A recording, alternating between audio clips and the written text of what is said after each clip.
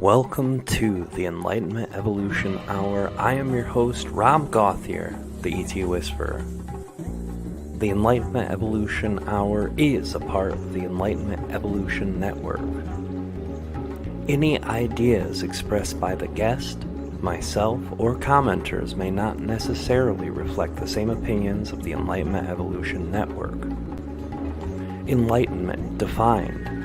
It is the state of giving or receiving greater knowledge and understanding about a certain subject or situation. Evolution defined. The gradual development of something, especially from a simple to more complex form. So what is Enlightenment Evolution? The state of giving and receiving greater knowledge as we develop from a simple to more complex human being living on Earth for our soul's experience. Welcome now and join us as we explore our Enlightenment Evolution Hour together. The Enlightenment Evolution Hour is simulcast live every Wednesday at 10 o'clock p.m. Eastern, 7 Pacific from the Enlightenment Evolution Hour page, Matrix Minds Facebook page, and the ET Whisper YouTube channel. It is also redistributed from the Forbidden Knowledge News Network and Conscious Awakening Network. Hey everybody, welcome to the Enlightenment Evolution Hour. I'm your host, Rob Gauthier. Happy Valentine's Day, everybody. Welcome. It is the 14th, the wonderful American holiday of Valentine's, which some people see as just a wonderful complex of money-making scams. Other people see it as a wonderful, dedicated time to love the loved ones and be with the loved ones. Take it how you want it, but it is that day in history, and we're here today, guys. We have a very, very great guest tonight, a very special guest, Heather Green. We're going to be talking to her in just a few minutes, and now, to some of your excitement and others' dismay, we do have announcements for the day. We'll start up with show announcements. There's not any guest that I have in the front of my mind, or I have my calendar in front of me. I had to get here last minute tonight. But there'll be a show every week, and when we have the guests, we'll bring them in, and we do announce those as soon as we can, usually at least a few days before. Network announcements. You can still go see Out There Talk with Valiant himself over on Instagram Live at Out There Talk, and you can go there every Tuesday and Wednesday at 11:59 p.m. Eastern Time. That's 8:59 p.m. Eastern Time, or Pacific Time, and you can go there and watch the Instagram Live, and he has the archive playbacks on his Instagram channel. Go check it out. I've been on there. Kalina's been on there. Many of the guests that we've had have gone on to that show and have been a part of that, and it's really an amazing show, all things that are out there. As far as the ET Whisper announcements, as I told you guys last week, obviously, I didn't make it to the Conscious Life Expo. Apologies for those. Family thing happened, which led me not to, which is great. My son Jeremy could have died if I would not have been here. His bladder just stopped working, so we had to take him to the ER. It's a whole thing on itself, but he's doing all right now. We're still waiting to get him in. He's going to have a procedure done to see what's going on, which will happen hopefully in the next 4 to 6 months, but they intervened to keep him well until then. So obviously fate called me away from that. What's not going to be called away from me is my Sedona trip here in March.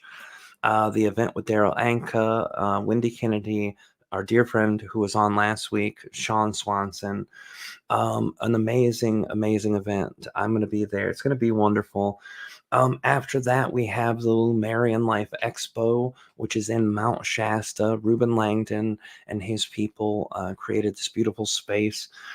And I'm going to be presenting there, as well as Wendy Kennedy, as well as Jamie Price, who was a guest a few weeks back on our show, who's an amazing lady. It's going to be bananas. It's going to be amazing. It's going to be a great event. And it will be live streamed, and it will be in person. And also the one coming up in March. I didn't realize this, but that's going to be live streamed too. So everything that's done in the main building will be live streamed out. That means you can catch my channeling, you can catch Daryl's channeling, you can catch all these people's channeling if you play a part of that online experience, and you can do it from the comfort of your own home.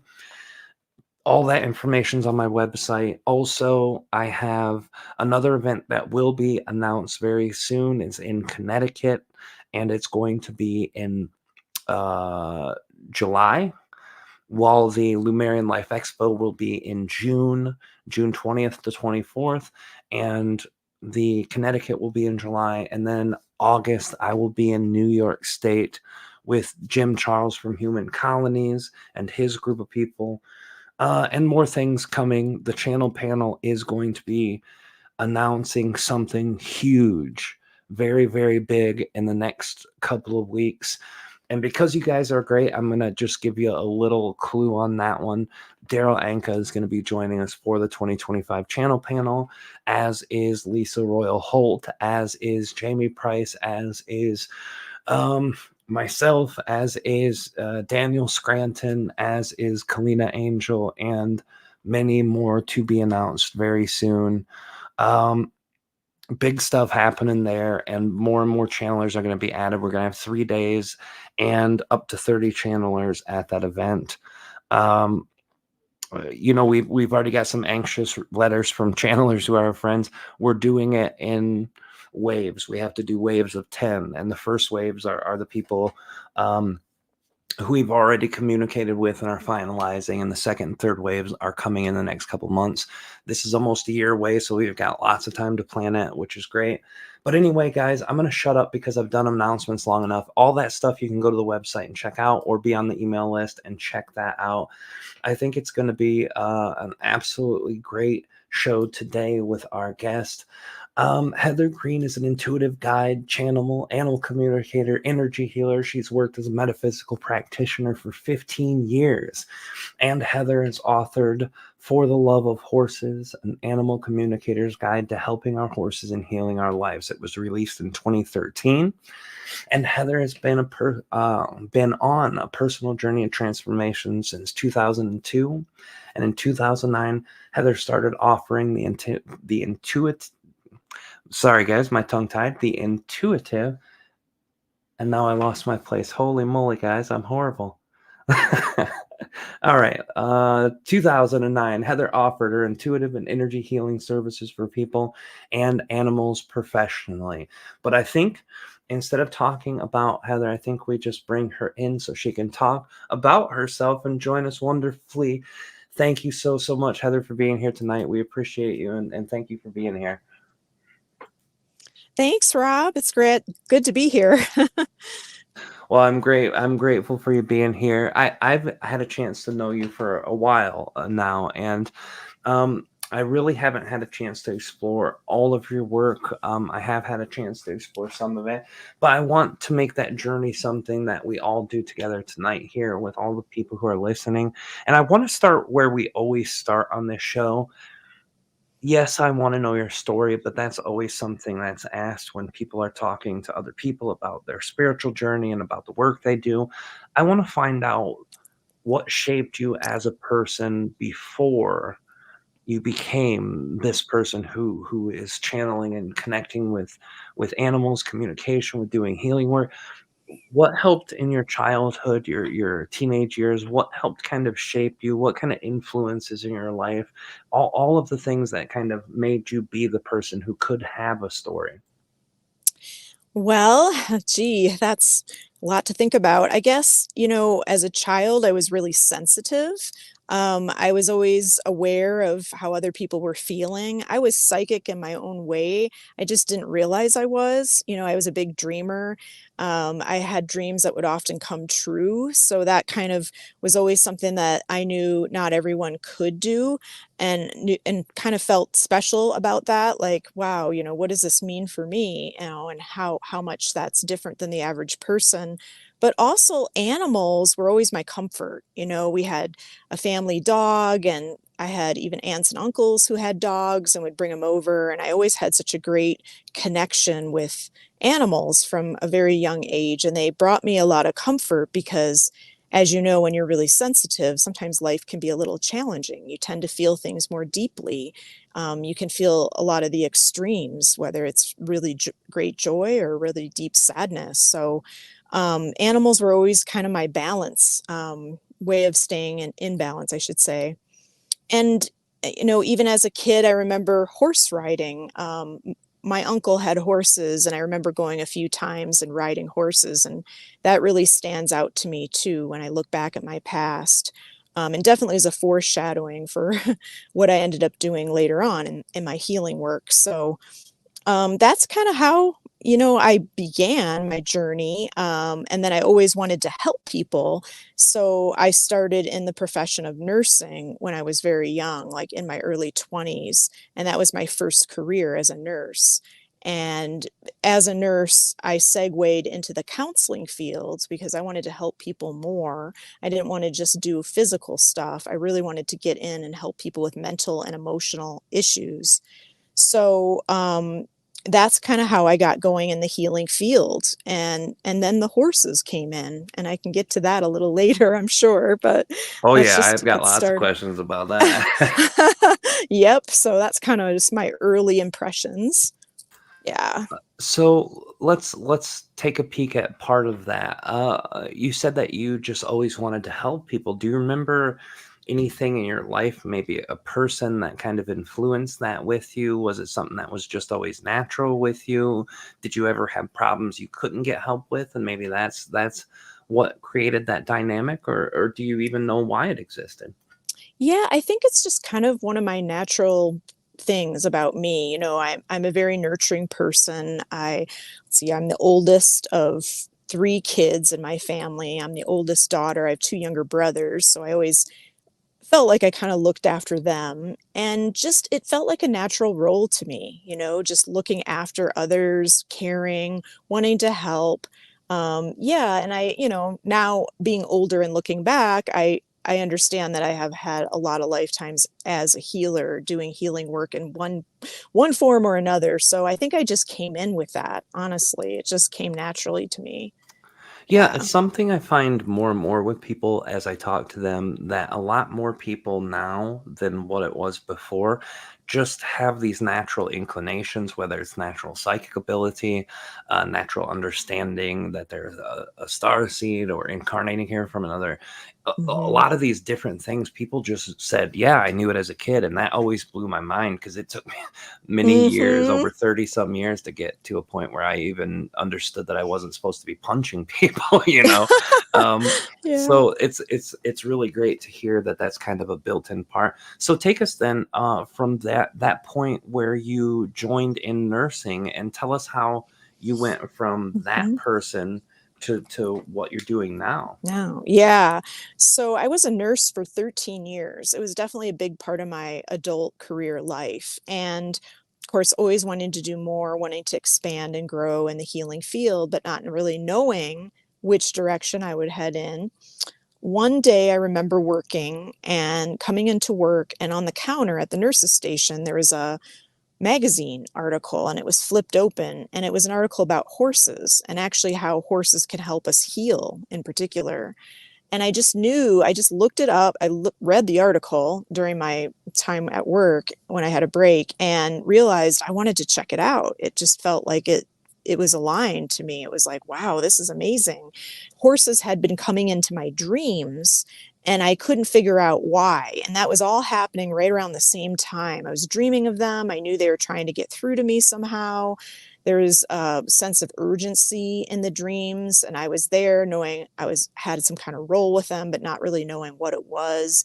And so basically I decided, hey, I'm going to take this workshop, see where it leads. This must be a clue. This must be spirit guiding me in some way. So I did the workshop, and needless to say, one thing led to the next, and more, you want to say, like, it was like a treasure hunt in a lot of ways in the beginning. I knew that horses were part of my forward process in expanding in the healing field, but I didn't know exactly how that was going to look or what role that would take. But in the beginning, I actually offered this kind of healing work called equine facilitated learning. And there's a lot about that in my book for those who want to check it out. For the Love of Horses, it talks about how I really got started in the healing field, from being a nurse to doing that work to doing what I do now. But basically, during the course of discovering, training, I guess you could say, learning about this equine facilitated learning, the horses spoke directly to me. It was then that I got these direct messages from them about what was going on in their lives, their backgrounds, how they were feeling, what they were thinking. And at the time, I was volunteering at a lot of sanctuaries and rescues, and even working with other people's horses just to be able to experience this new form of healing. So I would ask people, does this horse have this background? Because this is what I'm getting from them. And I got all kinds of validation, even very, very early on in this process. I didn't know then that it was animal communication, but I soon figured it out when I started putting pieces together about how the information was coming in and what I was, sharing with people, and how validating it was for them. And it was also not only their information they shared with me, but they showed me how to work with energy as well in order to help heal.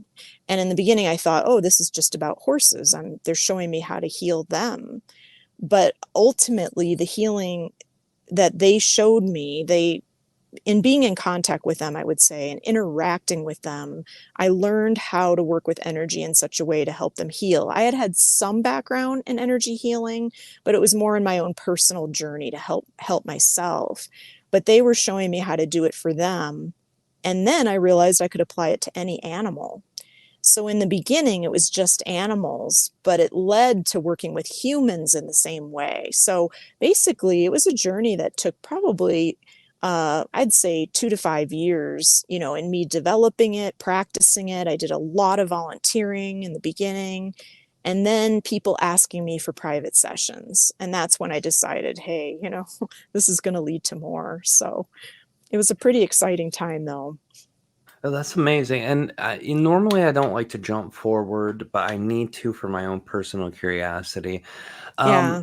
Horses are healers. We know this. My son Jeremy used to find the most insane joy on riding the ponies at the fair. And because they saw his condition, we would give them the $5, and then they would just let us ride for like an hour. We really love those fair guys.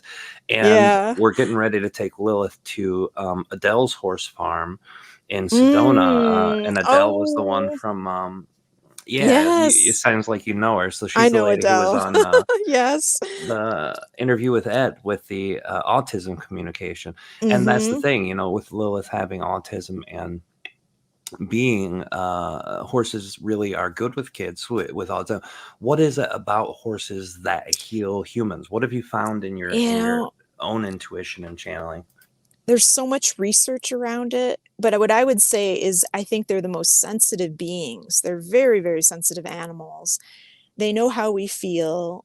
They operate more from a heart-centered place. They don't operate cerebrally the way we do. Our higher mind comes more from our brain, right? We tend to be more brain oriented. They tend to move their function, how they view reality, how they operate in their herd, in their own mechanisms, in groups, and in reality through their hearts. Their hearts lead the way. And that way they can reach us. They bypass our mind and go heart to heart with us. I think also with very sensitive children and those with disabilities, they can be a great grounding rod. They're just so connected to the earth that they kind of help us discharge energy, like really high level energies that we might be carrying in our system that we need to ground and just release. They're really good at that. And it just comes natural to them. So, and I think it's just because they're just so connected to the earth and very earth-like in a lot of ways themselves, even as animals. Well, it's amazing because I know that Yeah. horses have this energy that is just so different from any other animal that connects with humans, like dogs, Hmm. cats. They're wonderful. Yeah. They provide a whole different type of energy, but horses have unique healing capacity beyond, and I've seen kids with autism or special needs, they connect with these dogs and cats, and it provides great growth and acceleration, but not like the horses do for some reason. And that makes sense, being a function of the heart system and a Yeah. grounding to the earth. So that's beautiful. And can you then kind of share with us, because channeling is like, I talk to more channelers than I do probably any other type of person on the show. So let's Yes. talk about the channeling. What's the very first time that you understood that you could channel? Tell us about the process that led into that. Yeah, it was pretty interesting because I would have never thought I would be a channel. Healing made sense. That was my background. I was obviously very psychic as a child, even though I didn't realize I was because I didn't know anyone else that was. I didn't understand it. And then this whole process working with the horses and everything, it made sense. It was a progression. And so I ended up doing energy healing, which I still do with people and animals, and intuitive work, doing readings for people that address all life areas. And then what happened is I started really tuning into more about the ascension that's happening on the planet, moving into this higher density that we're all going through right now. And in that process, I started tuning into I started getting information about the energies and what was going on currently, and realizing, boy, it changes day to day. It changes week to week. We're always going to be in flow in this time, and in that process of just being aware of the cosmic energies and how quickly things can change in our reality, how accelerated this journey really is at this time, and that was even back in 2010.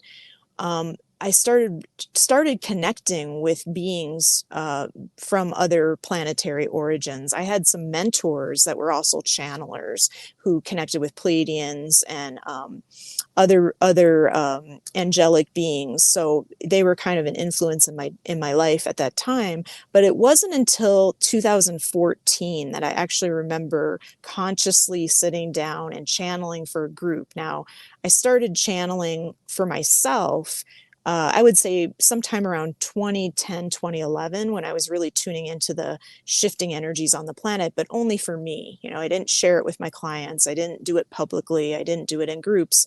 And that didn't start until 2014. And the reason I started is I was offering these online Zoom classes where we talk about what's happening with the energies out there and how much that would impact people's lives. People wanted help in the moment, like what's going on right now? What can we all relate to? And I don't mean politics. I mean just energetically, how much shifts in our world with the cosmic energies, the frequencies that alter, our collective consciousness, and how much that alters each of us on a personal level too, with changing, our desires, things we're interested in, career, even soul's purpose development, which is another really big area that I like to talk to people about, health. All those areas come up, with this whole shifting energy. So it was then that I started channeling. And in the beginning, I channeled the ninth dimensional Pleiadian collective, but now I channel the Pleiadian High Council. It switched in that time period, and they made it clear then that it was the council coming through. And ever since, I've been really connected with them. I feel like they're a great group for helping to guide people in this time of ascension because they know what it's like. They've been through it, and they bring in such a unique perspective. I'm sure that you appreciate that too, Rob, being a channel, that these beings from other planets, they bring in a unique perspective that's really easy to use and really helps expand our awareness very quickly. Oh, absolutely. It's one of the great reasons I love connecting with as many different types of beings that I can, because those different perspectives, even if they're way off of what we think, Yeah, or even if right. we accept it or say, no, that's messed up, it still Mhm. broadens that horizon of the galactic energy of the collective, and what Mhm. is kind of in there. What's interesting to me, you said you shifted from that ninth dimensional Pleiadian energy to the Pleiadian High Yeah. Council. What's the Yeah. difference for those? Because I know some people say ninth dimensional Pleiadian, and that means that it's a non-physical collective. Others say it, they're Mhm. talking about physical collectives that are non-physical. So Mhm. a lot of Mhm. different words are used for different things, or the same words Yes. for different things. So Yeah. The ninth dimensional Pleiadian collective, from what I understand, has thousands of Pleiadians in that group. I don't, and they're in the ninth dimension, obviously. And so channels like Wendy Kennedy and even Nora Harold, they're known for they were people that were mentors to me at one time in the beginning of my journey. And so they channeled the ninth dimensional collective. And so I think that I was aligned because they were such a great impression on me at that time. The Pleiadian High Council is a group of 7. And so they're just a small group. And there are some other channels that also channel them out there. I've never asked what dimension they're in, but, they're just a smaller group and they bring through really amazing energy, and it is very similar to other dimensional groups too. As you know, I mean, there's the 12th dimensional Pleiadian collective. There's so many different layers. It just goes up and up and up. So but I believe it's non-physical beings as well. These aren't the ones that are on the ground, walking around, working with us on the earthly plane.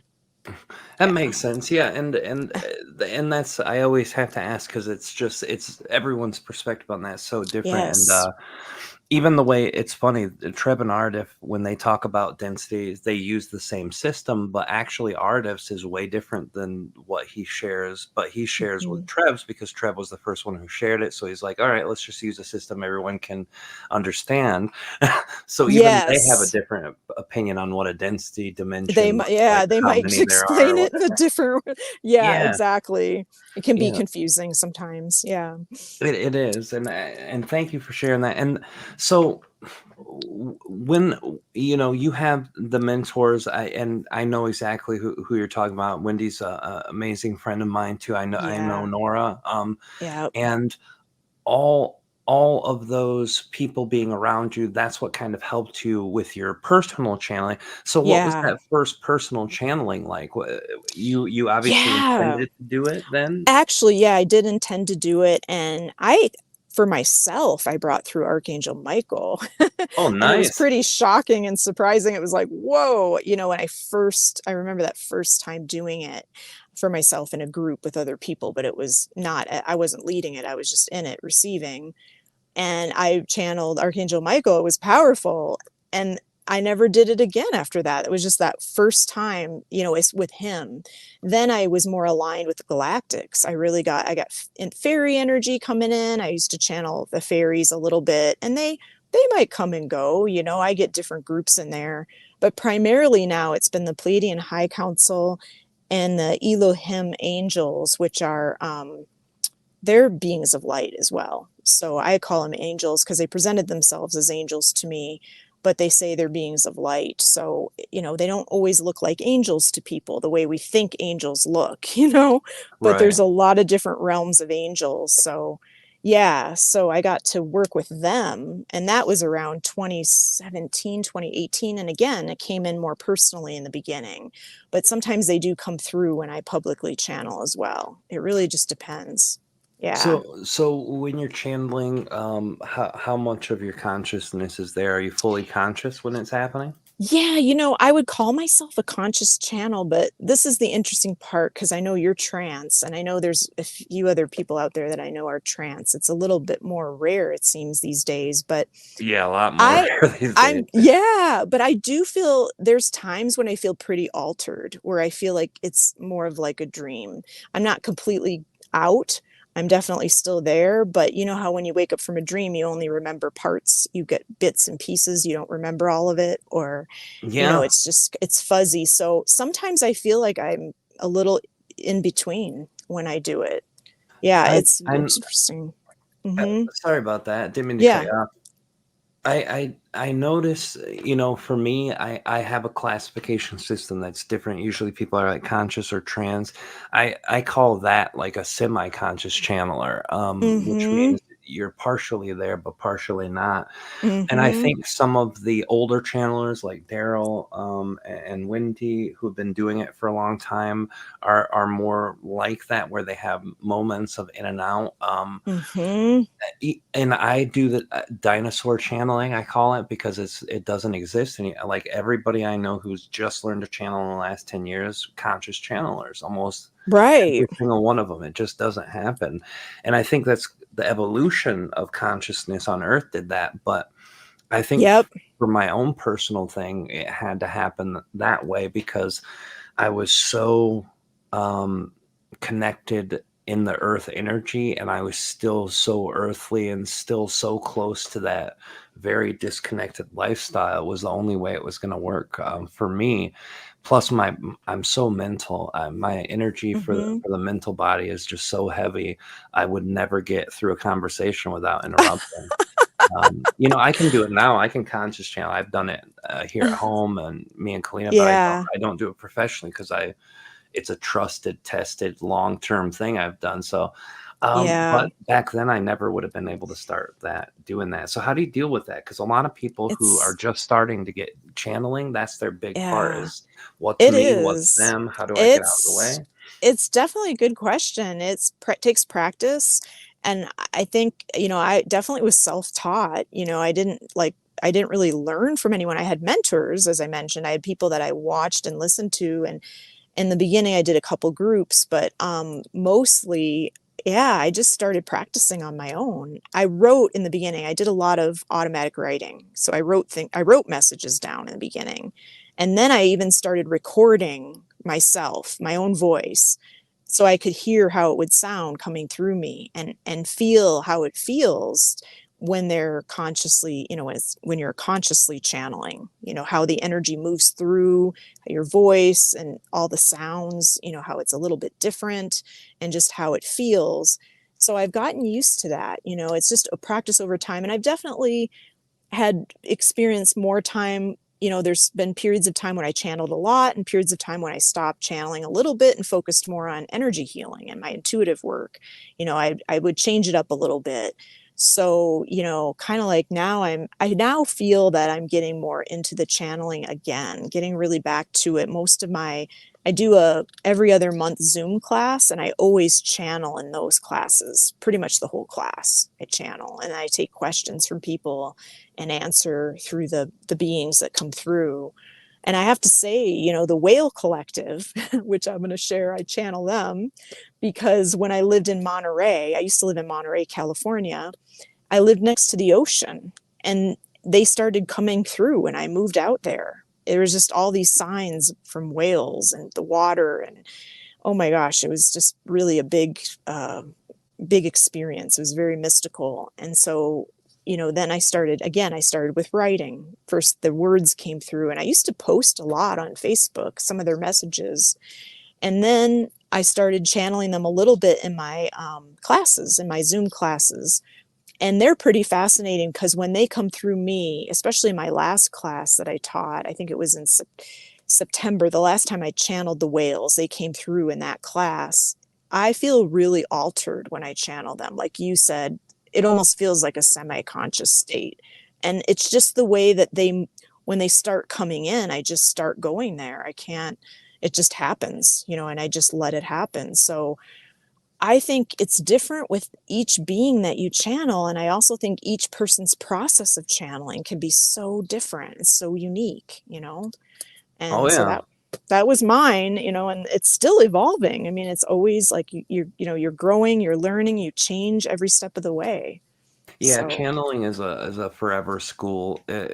It's never even though I consider myself pretty uniform. I've done it the same way for years. I continued to do it almost ritualistically in some cases.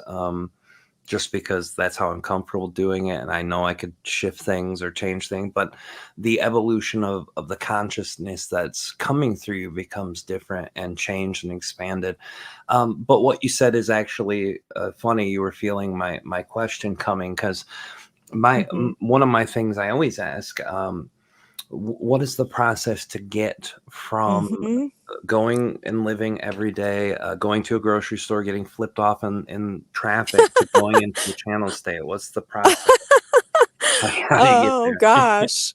Um, yeah, I try to, I've gone in different times in my life where I've really used it as a way to keep myself balanced. If I had a bad day, if I did come home and I was really heavy, we all have those days where we're just all over the place vibrationally, that I could just tune in to them and start bringing through message. And even if it feels hard at first because your frequency doesn't match theirs, if you really intend to go there, you can.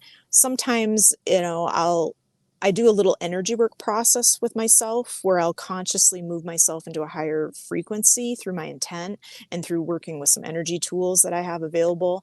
I'll do that first for about 5 minutes, just so I know I can at least get in that same frequency range enough to be able to actually access them, because then it's a little bit harder. I still think you could do it. I just think it would be harder to let them come through you, and actually speak through you, or really get the message that's coming through if you're writing it. So that's how I used to do it. And now I find less that I have to do much of anything to tweak myself. I can usually just get right into it. Usually I take a few deep breaths, I bring myself into my heart center, and often that's enough. Unless I've had a really bad day, then I have to do something different, but that doesn't happen very often. So, yeah.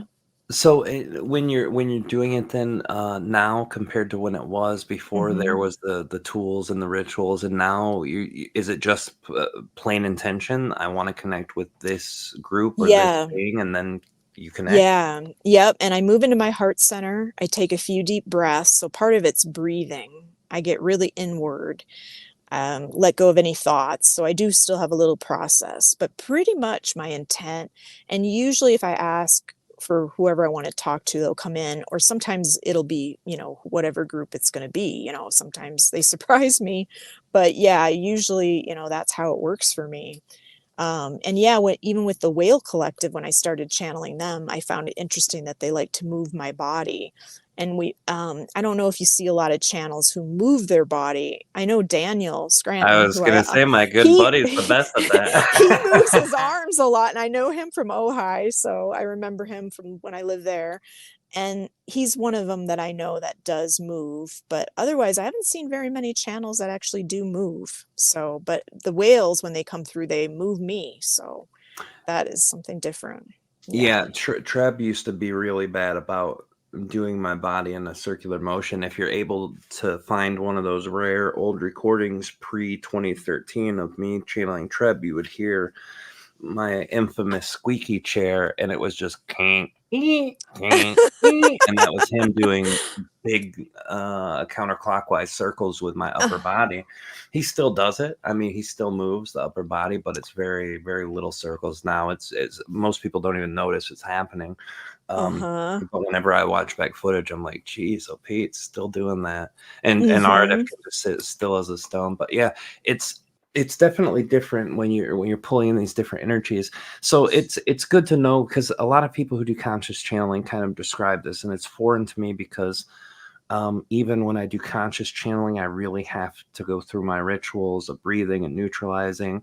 So for me, it's kind of it intuitively it makes sense, because that's how channeling works. You connect and you tune into a vibration, and that vibration matches, and then you're able to connect, just like Mm-hmm. we do with relationships and everything else in life. But Mm-hmm. just the idea of getting yourself tuned to a very specific energy, moving energy, is something you said you learned with the horses. So I imagine that practice of Mm-hmm. moving your own internal energy also plays a big part of that. Does that happen now subconsciously?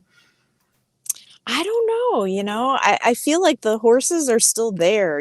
They kind of, after I left, after I stopped doing the EFL work, I got into energy work, I got into intuitive, then I did channeling, and then I kind of stepped away a little bit. Of course, I still work with a lot of horse clients, by distance over phone and Zoom, just people who need help with their horses and want my intuitive information on that, or any kind of healing that I can offer. I still do a lot of that. But as far as the role they played early on, yeah, I kind of stepped away from that, but I feel them coming back in. And this is where I think I'm kind of headed now, is been working a lot more with earth energy as we talk about 5D and beyond, and how the earth is really kind of a leader and way shower for all of us.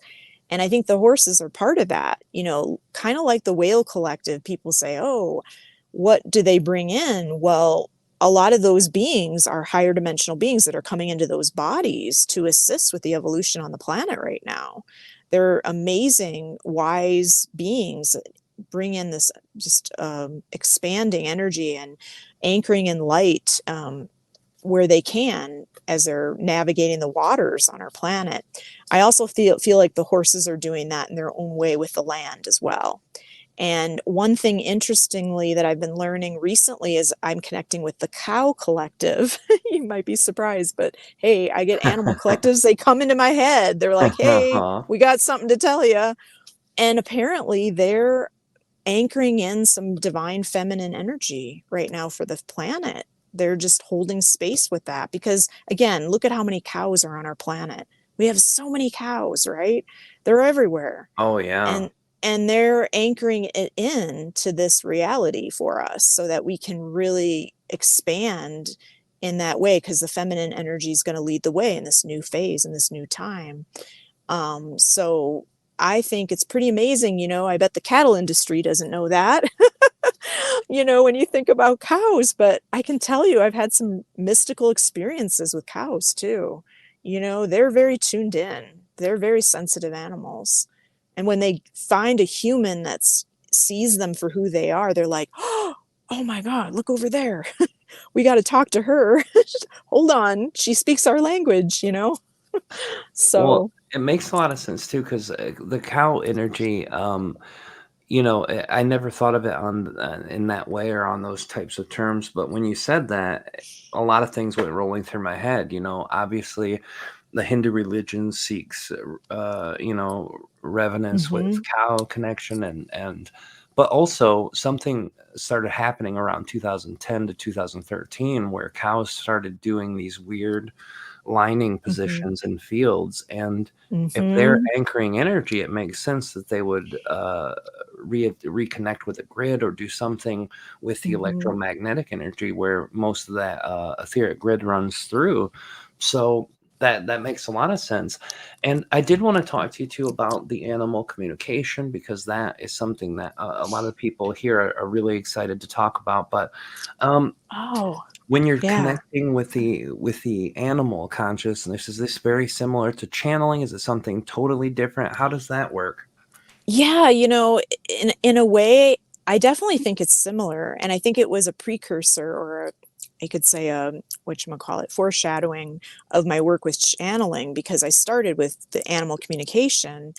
Um, and it can be different, there can be, because I'm so psychic too, I get a lot of psychic impressions no matter what. Some animals want to talk more than others. Some are like, even when I work with some animals, I'll be like, okay, hi, how you doing? Your human wants me to ask you how you're doing. And they're like, what? Like, who's talking to me? They're just not used to it. And others are like ready to just dive right in and share all this juicy information. They can't wait to talk, and they've been waiting. And oh my gosh, they know that their human made the appointment. They can't wait to tell you what's going on. So it's kind of like the variety of, like, with humans, you get a variety of different animals too, and their levels of awareness and what they're ready to share and how deep they go.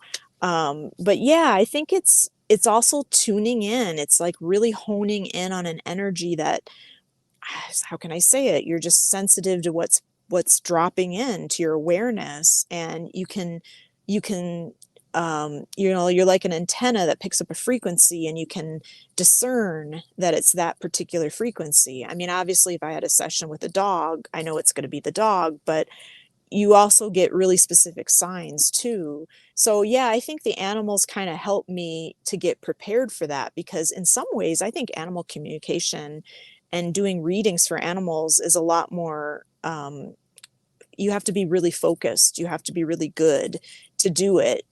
It's a more challenging area, I would say, than regular readings. Like if you're just doing a reading for somebody about their life or something, it's a little bit more fine-tuned and to the point. And I also think channeling is that way too. So I would say, yeah, if that, Okay. Yeah, yeah, that makes sense. So it's basically just the tuning into the vibration of that specific animal, and then you have a yeah, telepathic connection to that being, and can yes. communicate. Telepathic, I would say I definitely do. It's definitely mind to mind.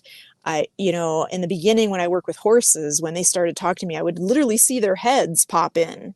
Like their head would pop into my head. Oh, And it was wow. like they're dialing my number. I felt like they're calling me, caller ID where you see your friend's picture pop up, on your phone. It was like that. I'm like, oh my God, it's that horse that I just was, hanging out with today at the sanctuary. Wow. And then I would just tune in like you pick up a phone, hello, and then you're tuned into that being who has something to share with you.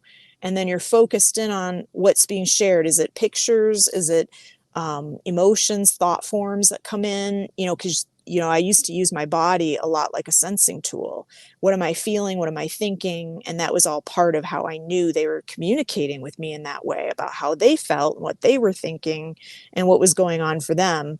But now it's just like like a stream of consciousness. It comes in like messages. It's gone, deeper, because I've been doing it for so many years now that it just happens. But often I'll say their name 3 times when I start, and that helps me make the connection as well. So it's just kind of a practice I've gotten into. If I'm going to connect with someone's dog, and then I say their dog's name 3 times and make that intent to connect with them telepathically, and then that's usually how it goes. So that's how I That's do gr it.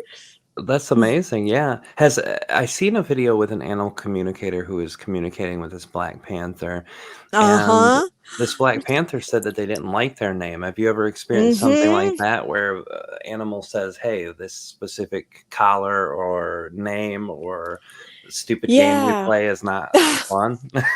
Yeah, I've had, and I was surprised too, because in the beginning, when I first started doing this work, I never thought that an animal would care.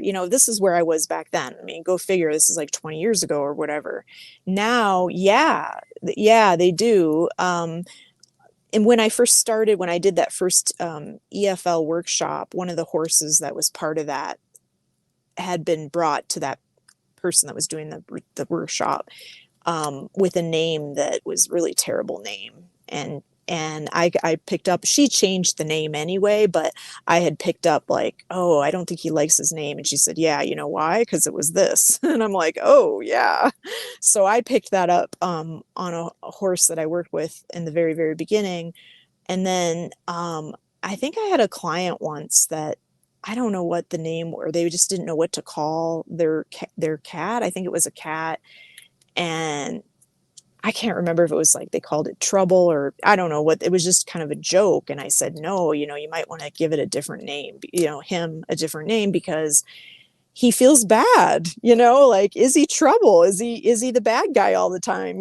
So, Aw. sometimes we make it lighthearted, but if you've had trouble, especially an animal that has a troubled background or history, sometimes it's a good idea to not give them, you might even want to change their name. If you adopt an animal and now they're not with that human anymore, maybe they had a hard time with that human, maybe they were abandoned or were out on the street or whatever, give them a new beginning. I think that's a good idea. It doesn't necessarily have to happen for all animals, but I think, yeah, in a lot of cases it does.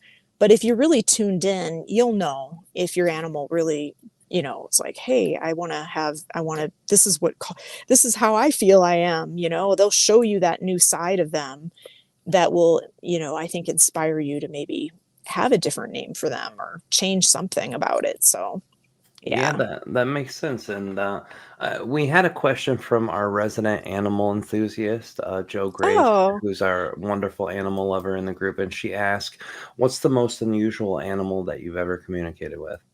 Oh, that's a good question. Let me think about that. I've communicated with a few birds, and that was some interesting experience.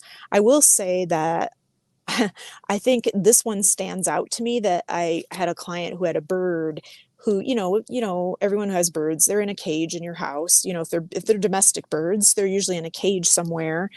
And that particular bird was like, really wanted to get my attention, was like, oh my God, thank goodness someone's listening to me. I have so much to say and nobody's paying attention. He was just like really stomping up and down to get people to notice him, and just wanted to be heard, and actually had some really great wisdom to share with the family, and wanted to have a little bit more attention. Like they kind of put him on the back burner, like he wasn't really part of the family. He was more like in the background, or maybe just a little bit here and there. And it can be easy to do that with animals, when especially with families that are really busy. Even sometimes dogs and cats get put in the background. They're like, okay, they start blending in because the kids are taking up a lot of space or whatever.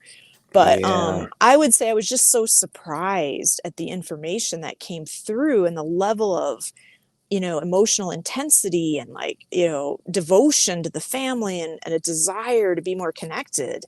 All of those feelings that we tend to associate with humans, that really came through in that bird, so. That's amazing. I really love the idea of communication with animals. And Mhm. our last cat, who passed almost a couple years ago at this point, she was amazing and had been with Kalina for so long. And after Lily came, because of all of her surgeries and all of her appointments, we could really tell she just wasn't as happy about, Yeah. life in general, because she wasn't getting the amount of attention she was used to. And it was so sad for us. And we tried to work that in, Mm. and she ended up passing. But she was an old kitty, and she was a wonderful kitty cat, and we really loved her too. She Oh, was great. Do you have any animals then, of your own? And if yeah. so, I imagine you guys are chatting a lot. Oh, yeah. I have a cat right now. I used to have horses at one time, but they were all older, and they were part of my healing program. And so the two older ones have since passed on because they were up there in age anyway. And then I had a third one that I was leasing. So that wasn't my horse, to have forever anyway. So I ended up giving that horse back to her owner when I finished that program. And it was pretty amazing to have those horses. I'll never forget the experiences that I've had with them, and just the biggest hearts ever, and the deepest connection that I can really say that you would never think is possible sometimes with animals, that they really cross those boundaries into sometimes beyond what humans can really do, really, even the humans you're closest to. So, but now I have a cat, and his name's Toby, and he's got quite a personality. Most people who know me have, heard about him at one time or another. Even my clients, when I do classes, Zoom classes, oftentimes he'll pop in the Zoom class because he likes to be part of it. And yeah, so yeah, we talk a lot. I feel like we have a really close connection, and there's a lot of love there, and a very strong bond. Because, I got him from an older landlady when I was living in Monterey. It was her cat, and they didn't really connect. And so he started gravitating towards me, and then she ended up telling me, hey, if you want that cat, take him, because we don't get along. It's not working out. So, Oh. and I know he felt like he didn't belong, so him and I, we just really bonded. And yeah, and he was living like a feral cat in the beginning, so he was outdoors quite a bit. And since then, and he's still an outdoor cat at least part of the time, but he has become so domesticated since being with me. Like, he'll snuggle in the house, he'll be in the house, he can calm down and sleep the whole night through. He never used to be able to do that. He'd have to go outside, and they'll 30 times in the night, let me out, that whole feral thing. So he's changed a lot over the years, and I definitely feel like he's blessed my life in a lot of ways too, just having him as my companion, because I've definitely been through a lot of changes in the last 5 years that I've had him. So Well, that's yeah. amazing. And you're right. So, I know a lot of people, especially people who have some emotional difficulties in communicating with people, I've heard the term "I like animals better than people" a million times, Yeah. and that's because they're Yeah. real and they're natural. So, by learning to communicate with animals and having this cat for 5 years, do you ever like argue with each other, or does he ever Oh, tell you something that oh, yeah. uh, on his And mind? I've always had cats. I mean, it's just like I've had so many cats, like they pick up like when he came into my life, my other cat that I had was passing. He knew, it's like one was leaving, the next one comes in. So, yeah, I've had a lot of cats in my life, but yeah, he kind of knows what's going on for me, but he used to fight with me a lot, like whenever we'd move somewhere new and I'd keep him in, like, okay, just wait. We just moved. Wait a minute. Let's make sure you know that you're in a new house and this is a new yard, this is a new neighborhood. And he would get so frustrated. Let me out. Come on, let's go. And he gets mad at me. He doesn't like to have to stay in, but I'm in a situation now where I live in a house with other people at this time, and I can't leave him just roaming free when I'm not home. So he has to be inside when I'm gone a lot of times. And it's actually better for him because I live in Sedona and it's very remote out here where I'm living, and it's not the safest place for cats to be. So I'm okay with him being inside at least part of the time. And he's started to adjust now a little bit better. But if he gets cooped up inside too long, he'll get mad and he'll just have his way with me, like, get me out of here. So he definitely has a tantrum. He has a temper, I should say. Yeah. Yeah, I didn't realize that Sedona was kind of a very Hmm. wild place with the life that are around there, like spiders, scorpions, thing. I knew Oh, that those yeah. types of things existed, but I didn't realize mountain lions were around there too. Oh, yeah, I was and like, holy moly! coyotes in our back. I mean, they're next to our cars where we park. They're right there. They'll come right up. And it's just a fact of life. Like that's where they are, and I have to accept it because I'm not going to make him be inside all the time. I know he would not be happy, and I want him to be happy. I'd rather see him be free, even if it means his life's not going to be, super duper long. But I am also balancing it. He's in the house half the time. And I think that's good. And he's always in the house at night too. So, I've yeah. always respected people who allowed their cats to be cats too, because it is hard. It's like a child. You Mm, want them to be safe. You want them to be in eyesight. You want them to be around you, but you yeah. also know, they've got to do their own thing too sometime. Um, so I want as much as I could talk to you about animals, I want to talk to you too about the work with Earth that you have been doing. Yeah. First of all, what's the specifics? Like, what are you doing to kind of help Hmm. connect people to that, and what's the process? Like, what's the actions that you take with that work?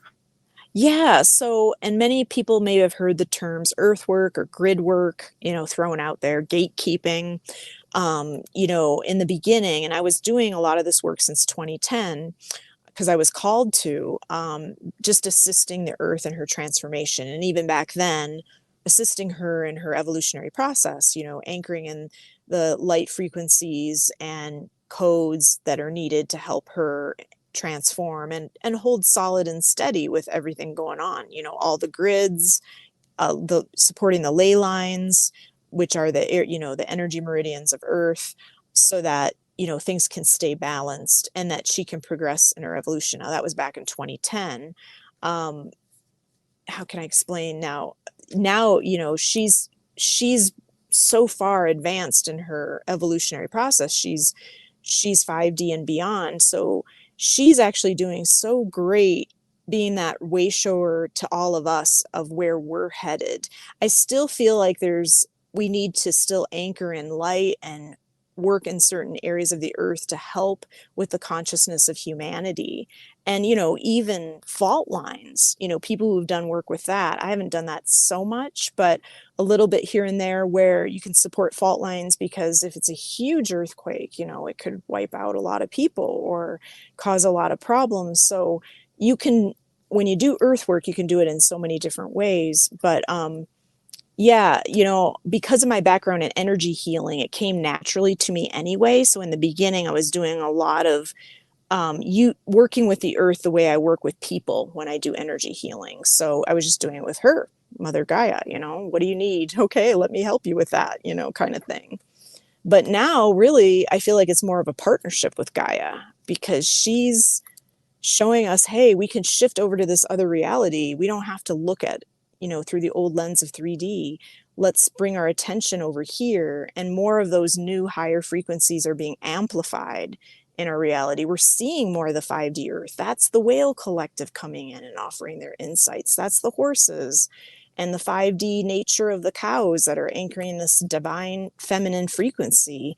It's right in front of us. And I think the more we pay attention to that, the bigger it gets. So the more that we can support those aspects and coming forward and amplify some of those energies that are ready to be released, so that all the beings in the collective consciousness can benefit from that. That's really kind of where I feel like it's at this point. Uh, So. I I love that. I love the idea of that too. Because I know a lot of people when they talk about working with the earth, they're talking about drastically different ideas. But I love the idea of Hmm. just working directly in that way. For Yeah. for people who do grid work too, there's a lot of people who do it in different ways. Some people do ceremonies, some people go Yep. and anchor, some people move Yep. to locations. So we've got all these different types of grid workers and energy workers that go to assist the grid. What advice can you give someone who's doing that and it's been hard on them? Because I've heard that complaint with a Oh, lot of grid workers, like yeah. I give so much of myself to it, you know? Totally. I'm glad you said that too, because that is an important thing to share, that there's many different ways to work with the earth, as you shared. Some people do ceremony. Some people, they know that they're being guided to open a portal. There's times that I would get specific information in meditation about where to go. This highway, go there. They would give me like a map, and it was even in places I didn't even know very well. And so I was like really clear of what I needed to do. And some people really get that guidance too. And for others, if you're not super clear about what you're supposed to be doing or where you're supposed to be going, but you just want to help, just use your intent, use your desire to be in service, and do what you already know. And consider it a connection that you have to earth. If you love the earth, if you benefit, you recognize you're grateful for all the earth offers you, start with that. And anyone with any kind of healing background should be able to do it without a problem, because you just get right in there and get going. You can use any tools that you already have.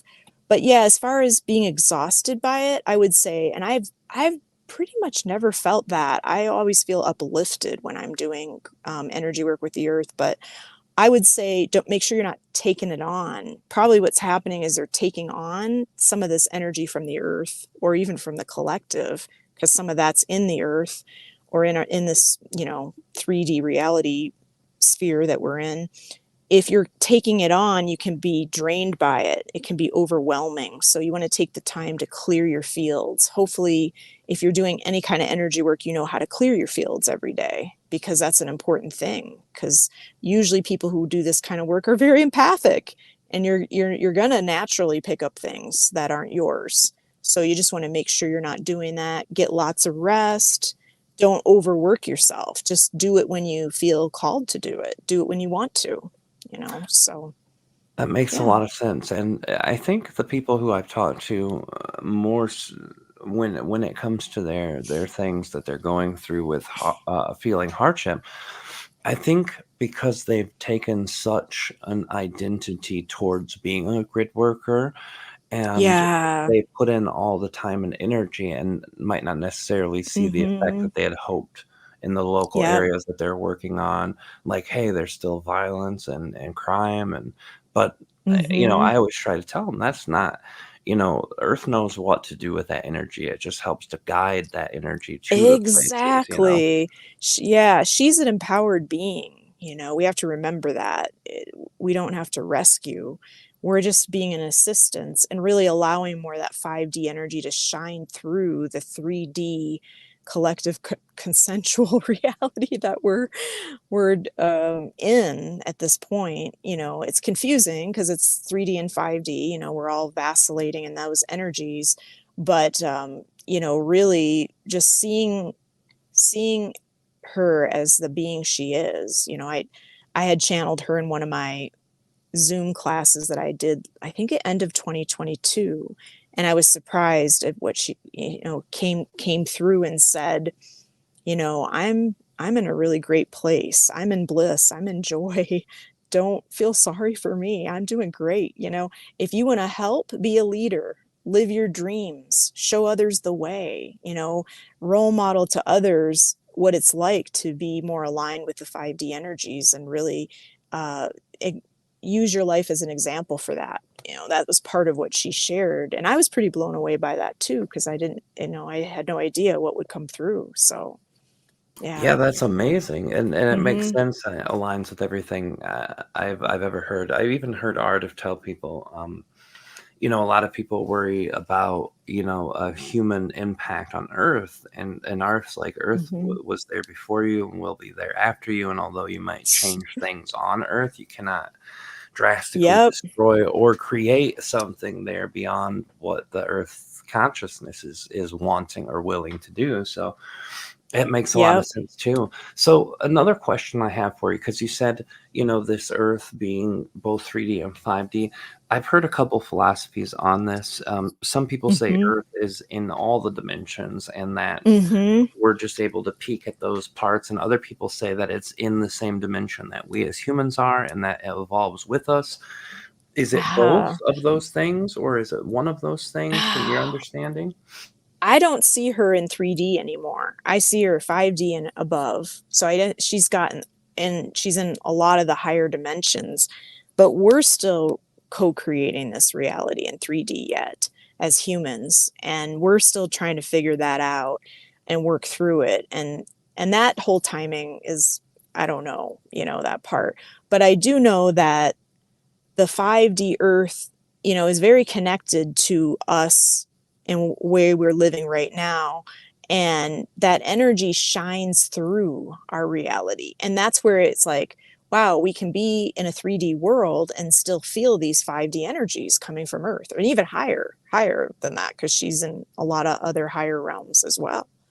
So that's where it gets confusing. It's like, well, where are we, but there's the 3D experience, there's the 4D bridge that gets us from 3D to 5D, and why we can experience like a 5D experience of living even though the world is still 3D. Does that make sense? I know it Yeah. sounds kind of, Yeah. No, yeah. Art have said something a long time ago that made sense to me is, humans have been so worried about going from one density or dimension to the next, but the fact is you're already there in that fourth density and fifth Mm-hmm. dimensional energy. Mm-hmm. You're just connecting to the creation of third density because it's ingrained in your society and because Yep. of our Yep. evolution being kind of jumped ahead when, with earlier parts of our history. So yeah, it definitely makes a ton of sense, and aligns a lot with what I understand too. So people can experience that 5D when they want to. They just have Yep. to learn how to live in that. So Yep. what's the tools that you've learned to do that? What's the tools that your guides have shared with you or your intuition has found? Yeah, I would say do your own personal inner work. It's kind of the mantra of most healers, but it's what I found has helped me the most to be as aligned to 5D. And of course, it's a process. The reason we have 4D is to get prepared so it's not so shocking to go from 3D all of a sudden you're in 5D. It's such a huge leap, right? So you have a chance to get used to it and kind of go back into 3D and, oh, okay, yeah, this is what I know and it's familiar, and then 5D until you're ready to be fully 5D. And that's a whole process that'll involve our bodies too. Like we have to be, our bodies are changing and becoming more crystalline, and that's a whole process that we're undergoing. And that can take some time too. So again, I don't necessarily know timing on all this, and it's different for everybody. But as far as moving more into 5D consciousness, I would say work on your issues, work on your patterns, whatever methods work for you. Whether you do energy healing, if there's a different healing modality you like to use, whether if you like counseling or groups, you work together, work in groups, or channeling I think is so amazing because you're getting information, you're also getting a transmission from these beings that exist in higher dimensions. They're kind of opening up a doorway to make it easier to align with 5D and some of these higher dimensions. So, but I think for everyone it's different. So you have to find your own path to get there. But your intent is to do your work, you know, that you're going to take responsibility for what you have to do to shift yourself. And I mean, if we were all doing that, we'd be in a different world already, you know? So, Oh, for sure. yeah. Uh, and maybe this question is something that you won't be able to answer, but I want to ask it anyway because I see connections when it comes to our physical experiences versus our spiritual. There's always a bridge, a connection, direct link, actually. You know, where Mm-hmm. spirit lives, physical exists and manifests from. So the a lot of people have had fear recently about the electromagnetic grid weakening. They say it's the weakest it's ever been, and the solar activity is the highest it's ever been. To me, I don't have Mm. fear there at all because Mm-hmm. I see it as part of a shift. Do you think that directly correlates with this vibrational shift of people and the earth, or just people, Yeah. or just the earth? I definitely think so. All of it. And even the sun, you know, the sun is going through his, if you want to call it a he, Solaris or whatever you want to call the sun, is, you know, definitely going through a transformation too. So all of it, you know, all this energy around our whole solar system. And yeah, I think that a lot of that is based on the transformation and moving in a higher frequency. And even, you know, the way power works with, you know, our internet and different things. You know, people have talked about, well, could the internet go down? And yeah, I mean, imagining just from all these higher frequencies coming onto our planet bringing this change for us. Yeah, I'm actually surprised that we haven't had some of that happening. Well, we do have glitches here and there, right? You Sure. know, and they watch, you know, even when they fly planes, they watch to make sure it's not a huge solar storm or what's the level. You know, they watch those levels as far as solar activity and flares, and making sure that it's not too high of a level where it would be unsafe to fly. You know, they do that for a reason. So NASA is even aware of a lot of this. They know stuff's happening. They know this is unusual activity with the sun. I mean, it's more intense than it's ever been, I should say.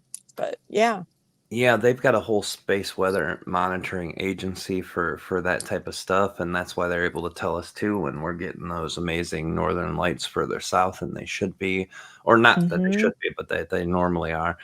I had an interesting conversation with a guy about electromagnetic energy because I feel like electromagnetic energy is the seeable, feelable, perceivable, measurable thing that our grid actually is. It's one and the same, um, which makes sense to me. And I don't know if you feel that way or not, but he said that the electromagnetic energy is not understood because it's plasma that runs through that, and it's plasma that exists and creates the forces for everything that we see, and a lot of the physics behind it are misunderstood. And it was a very scientific conversation, but um, Whoa. yeah, it was pretty Yeah. deep. But have you ever heard of anything spiritually based to the idea Mm-hmm. of plasma or the Mm-hmm. sun's specific energy? I have. Yeah, I have heard that the sun is releasing plasma, and plasma even coming in through even the rain and water, and that it's very connected to 5D, and it's helping to bring in the frequency, that 5D higher frequency. So it's all part of that, higher frequencies, more of the crystalline energy being activated on our planet and in our nature too, and everything around us. So yeah, it is part of it. And you know, when people think about the sun, when we have these solar flares and the geomagnetic activity, it can be a little hard on our system because yeah, it's the sun. It's like radiation, you know, it's a, you know, it's coming, but not to be afraid of it. It's all helping us in our transformation. It just doesn't always feel pleasant because we're electromagnetic too. We're moving from electromagnetic to crystalline, and that's a process, almost like turning a coal into a diamond, you know? It's so that's why it goes slow over time, why it's not an overnight experience. And we all have different, we detox in these processes. We all have different timing on how fast do we go, and maybe my body would respond differently than somebody else's body would and would need extra care and attention. And I think that's important for people to consider right now with everything happening. Yeah, you know is that kind of like a lot of people call it ascension symptoms? You see these types of right. things that happen physically to the body that are related Hmm. to electromagnetic energy, solar energy, or whatever. Um, Hmm. is that kind of one and the same? That's the transitional energy pouring into the body, and the body trying to adjust for the crystalline shape. Yeah, in a fashion, I would say, yeah, it is an ascension symptom in that you're gonna have detox-like symptoms because your body's gotta purge when you get hit with the flares or the changes in the Schumann resonances or whatever.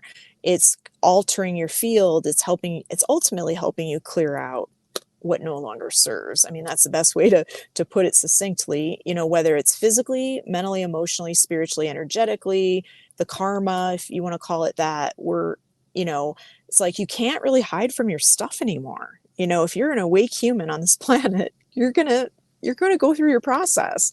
Everyone's gonna go at their own timing, but this is it. We're here for this ride. So I feel like the sun energy, the flares, all the stuff coming off the sun, the plasma, and then the frequencies coming in, that are coming from the center of the galaxy, even onto the planet and everything, and affecting our collective consciousness. That's all part of it too. We're getting these downloads and light activations that are helping us, in our evolution to becoming more crystalline.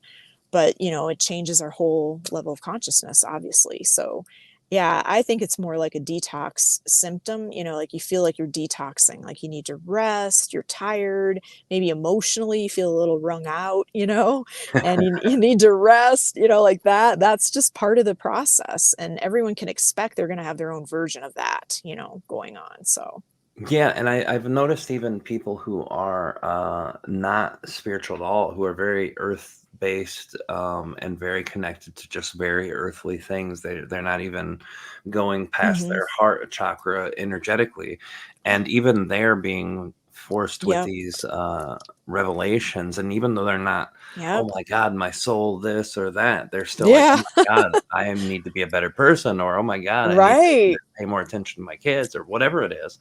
And I've Mhm. seen that happen a lot too. We're getting to that time for the lightning round, so I wanted to ask you if it's all right to ask you maybe 5 or 6 benevolent questions aimed for one purpose only, and that purpose is to get to know you as a human. We got to know you as as the channeler, as an animal communicator, as a grid worker, as an earth connector, as all of these different things, but we want to get to know you as a person too a little bit. Is it all right if we do some of those? Yeah, sure, as long as they're benevolent, as you say. They are benevolent. I've only had Yeah. one bad reaction to one, and that's the last question. And it's if any question doesn't feel good, just say pass, and we'll go past it. Okay, but they're all benevolent, promise. Okay. I know that makes people nervous when I bring. I just had, Yeah. and I'll explain it to you when we get to the question. But um, what's your favorite color? That's kind of a tie because there's 2 colors I really like, pink and blue. So I'd say both of them. I like them both the same. Have you ever thought of merging them both into one color? I don't know what that would look like. I've never tried pink and blue together, but I don't either, but I think it'd be a cool color, right? yeah, I like wearing them sometimes together. I know that sounds like they're not really complementary, but sometimes it looks good if, like a really light pink and a little blue to kinda make it stand out. I don't know. It's kinda Oh, yeah, nice. yeah. No, I can Yeah. see those colors working together. Kalina is a walking rainbow, so I've seen every Yeah. color that people thought never should be together Yes. together. She makes it work, so, um, Mhm. what is your favorite food? I'd say any kind of pasta. But right now I'm trying a new recipe on vegetarian lasagna. It's pretty good, so I'm kind of into that right now. But I've had some good ones, mm, vegetarian lasagnas before, really good. mhm. Alright, well, thank you for that, and then what is your favorite, band and or song? Well, I do like a lot of angel music, so I'll say that. I just love to listen to, people who have a voice much like the angelics, or even meditation music that has angels or their frequency in there. But as far as bands, like older bands kind of stuff, I like Sarah McLachlan, and let's see, Mazzy Star. Old U2 is some of my favorite, but I mean older, like in the 80s. I don't like their new stuff. So, and Kate Bush. Nice. Mazzy Star did one that I really loved. I didn't get a lot into her music, but the Into Dust song is one of the songs that actually makes me emotional every time I hear it. Yeah, she's got a lot of spiritual songs, if people really listen. There's a lot of different meanings in there. Oh, yeah. Yeah, well, thank you for sharing that. And yes, we are live. I saw that, Anna. Yes, we are live. Don't worry, you didn't miss everything. You can always go back and listen to. So thank you for being here as you can. The next question then is, what is your favorite animal? Oh gosh, that's so hard. How can I pick an animal? Well, I would just, if I have to narrow it down, I would say cat, because I've just had so many cats in my life that I really think cat energy has been like, like my cats have been like my familiars. They've been my protectors. And I think just because they've overlapped pretty much my whole life as an adult. We didn't have a cat when I was a kid, but we always had a dog. But yeah, I would say cat. They're just really mysterious, and they're just amazing companions. They're truly devoted. If you're loyal to a cat, they're going to be loyal to you, and if you have that bond, it's never broken. And they don't make a bond lightly. A dog might love anybody, but not a cat. Oh, They're you have to picky. earn it. Yeah, that's for sure. So, yeah. Well, that's the thing I love about cats too. And Kalina made a recommendation because you like angelic music. Lee Harris, Oh. his music. I don't know if you've heard Oh it. yeah, I've heard some of his. Yeah, but I didn't know he did angelic pieces. Yeah, yeah. I Mm. don't know either. I'm not super familiar with his music, but the ones I've heard, I've always loved. But um, yeah, he's got a great voice. Um, let me see. I know I'm missing one. Okay, let's go to, out of all the places you've ever been in nature, what is your favorite place for both the beauty and the feeling of that land? Ooh, that's a tough one because I've been some beautiful places. But the one that's jumping out in my head right now, and I did live there, well, I lived near there, is Big Sur in California. It's just absolutely incredibly beautiful. You've got the redwoods, and you've got beautiful ocean, and it's just such a unique energy in that area. And the land feels incredible too. It's just all of it. So I've heaven never on been earth. there. I've never been there, but I hear they make amazing water beds. Oh, Sorry, that's a horrible joke. oh, Yeah, that's a yeah. horrible joke. They used to do the Big Sur beds and the Oh, naked water beds yeah. in the 80s. It was great. That's I funny. remember Yeah. floating those, just loving it. Last question, and this is the one that caused a bit of an emotional response in one or two people Oh, just because they didn't have very good childhoods. But the question oh. is, what is your favorite childhood memory?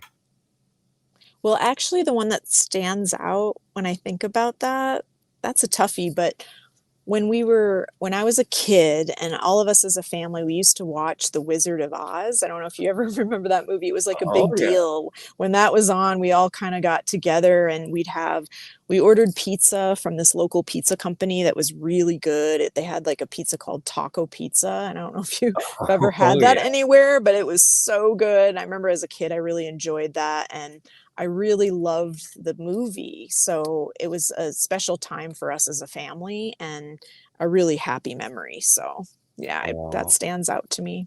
well, Hmm. thank you for sharing that. That's amazing. And yeah, when you any type of pizza you can think of, I've had because that's my food of choice is pizza. Is it? And I can't do it as much as I used to. It's carbs and me don't get along very much anymore. But Yeah, uh, I get it.